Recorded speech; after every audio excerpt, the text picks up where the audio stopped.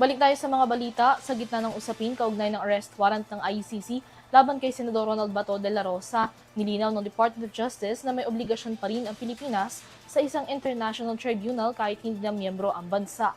At kung isusuko man daw si de la Rosa sa ICC, naaayon nila ito sa batas ng Pilipinas. Nagbabalik si Criza Lopez para sa karagdagang detalye. Sa gitna ng nakaambang pag-aresto ng International Criminal Court laban kay Senator Ronald Bato de la Rosa, iginiit ng Department of Justice na walang batas na pumipigil sa gobyerno na makipagtulungan sa International Tribunal. Ayon kay Justice Spokesperson Attorney Polo Martinez, sa ilalim ng Republic Act No. 9851 o ang Philippine Act on Crimes Against International Humanitarian Law, Genocide and Other Crimes Against Humanity, maaaring isuko ng Pilipinas ang isang akusado sa naaangkop na International Court.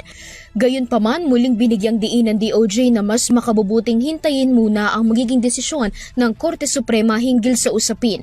Matatanda ang naghain si Senator de la Rosa ng bagong manifestation sa Korte Suprema upang humilig ng agarang judicial protection at gabay kaugnay sa legal na epekto ng arrest warrant laban sa kanya. Muli ring umapela ang kampo ng senador para sa pagpapalabas ng Temporary Restraining Order o TRO.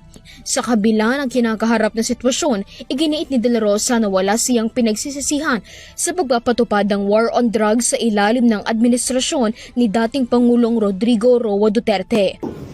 Kuya, do I regret? Makita mo yung masaya yung kababayan natin na nag-enjoy sila, na peaceful ang ating paligid.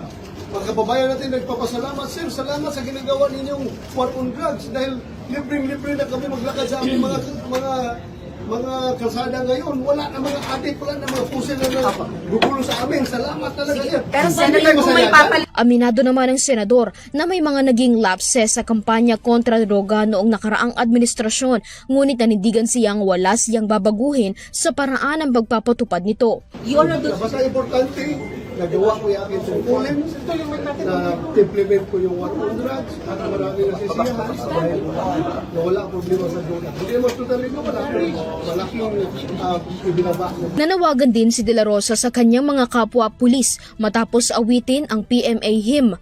Bells for us are right, and our last stop is silent. Generation see our country free. Ayon sa senador, paalala umano ito sa kanyang mga kasamahan na huwag siyang ipagkanulo sa mga dayuhang hukuman. Babala rin niya na maaaring maranasan din ng iba pang law enforcers ang sitwasyong kinakaharap niya ngayon. Sentiments, being a cavalier, pakita ng sentimento na ayaw nila pakialaman tayo ng mga dayuhan. Tayo Pilipino. Kung gusto man nila akong detayin, gusto nila akong ilansan sa krus, dito sa ating Philippine courts, huwag doon sa mga dayuhan. Git ni De La Rosa, hindi ito pagsuway sa administrasyon kundi bahagi lamang ito ng kanyang paglilingkod sa isang bayan at mamamayan. Para sa Euro TV News, Criza Lopez, sumasaludo sa bawat Pilipino.